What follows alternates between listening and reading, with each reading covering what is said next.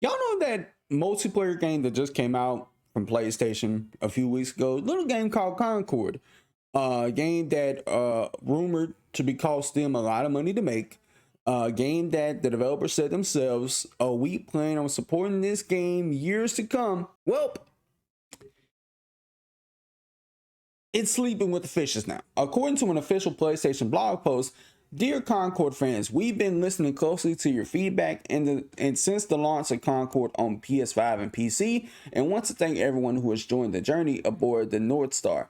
Your support and the passionate community that has grown around the game has meant the world to us. However, while many qualities of the experience resonated with players, we also recognize that other aspects of the game in our initial launch didn't land the way we intended. Therefore, at this time, we have decided to take the game offline beginning September 6th and explore options, including those that will better reach our players. While we determine the best path ahead, Concord sales will cease immediately and we will begin to offer full refund for all gamers who have purchased the game for PS5 or PC. If you purchase the game for PlayStation 5 from the PlayStation Store or PlayStation Direct, a refund will be issued back to your original payment method. Customers who purchase from other digital storefronts will also be refunded. More information about refunds from Steam and Epic can be found below. So you mean to tell me $100 million down the drain, 8 years down the drain from a studio you don't know is going to win you the game? You bet on a fourth string quarterback that threw 4 picks in the Super Bowl. What is wrong with you? You bet on the wrong horse and he finished last. It's crazy that they pulled the plug on this game that quick. A $40 game that a lot of people was not checking for nor asked for. I don't even think Battleborn had a worse disaster than this. This is fucking crazy. And it kind of makes you wonder, what will PlayStation do? Will they either go back to older IPs like a Killzone, like a Resistance, like SOCOM to see, okay, what can we do? Or will they simply, stick to what they're good at, single player games? But the question then becomes, okay, if you start to resurrect them old IPs, who's gonna work on it?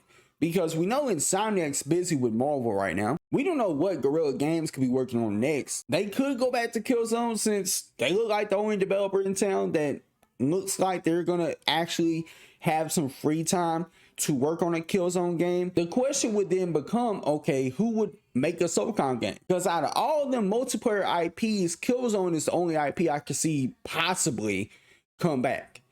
Everything else, Resistance, SOCOM, I don't know. And it's like I said before about Firewalk. Like, they might end up becoming that studio that initially released a bad game at one point, and then their second game turns out to be a fucking banger and people love it.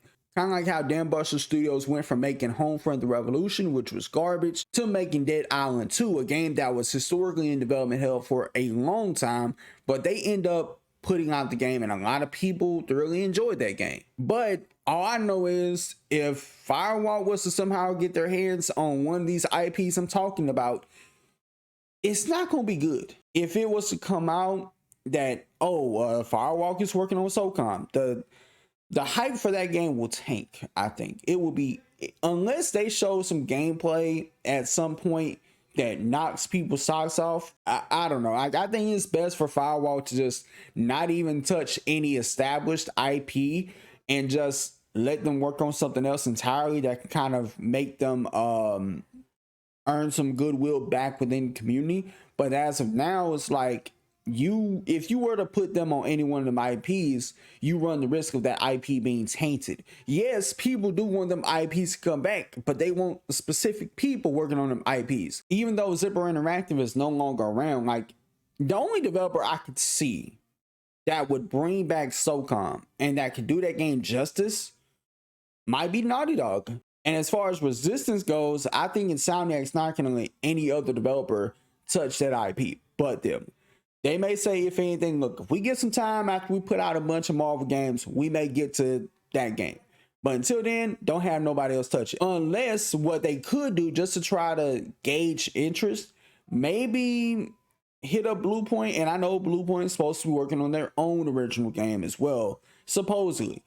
But if they wanted to kind of test the water, so to speak, and ask themselves, okay, do people really love Killzone and Resistance and SOCOM? And let's say Bluepoint was to put out a remake for one of the classic SOCOM games or Killzone or Resistance games. And personally, I love Killzone 2. And like, I think that's my favorite Killzone game, and Resistance 2 got to be my favorite Resistance game of all time. SOCOM Confrontation is a game that I love.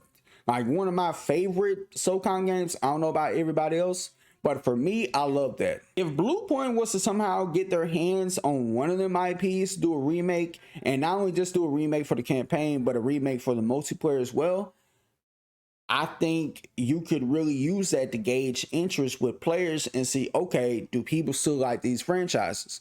And if they do, and one of them pops off, like let's say SOCOM does well, they can easily greenlight a brand new SOCOM game down the road. But everything I'm saying is very speculatory. It may never happen or come to fruition, or if it does, it may not come till after Bluepoint releases their game, like whatever that may be. But all in all, this whole Concord situation makes you wonder, should PlayStation even try to attempt at another multiplayer game, or should they just stick their guns about what's been working for them lately, and that's been the single player, third person, over the shoulder action adventure games with stealth element, which by the way isn't a bad template if you ask me? Or should they stick their necks out and try to go for one of these ancient IPs? Let me know what y'all think about this in the comments.